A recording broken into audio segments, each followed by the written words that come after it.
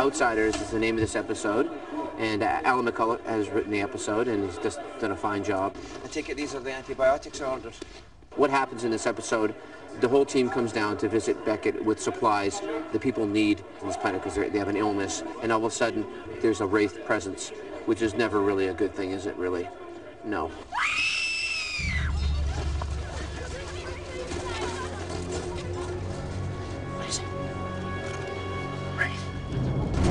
The Wraith come to visit this planet because they want to basically eliminate this race because they have a resistance to the Wraith and actually can kill the Wraith. Turn over these outsiders, and your lives will be spared.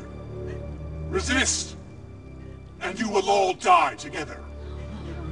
There's some dissension in the ranks among the village people because they're harboring some refugees. And so there's a lot of moralistic issues in this episode, this sort of balance between do we keep them, do we help them, or do we hand them over for, you know, their own sakes. Well, as the Wraith said, they're outsiders. Jervis, we agreed to let them come here. I didn't agree. Besides, they weren't a threat at the time. Now that's changed. It has a bit of an Anne Frank aspect to it, you know, and I think it's really interesting because there's a moral dilemma. Do you kill certain people for the betterment of the masses?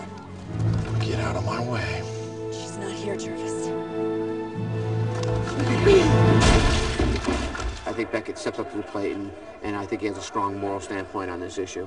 I'm not going to do your dirty work for you.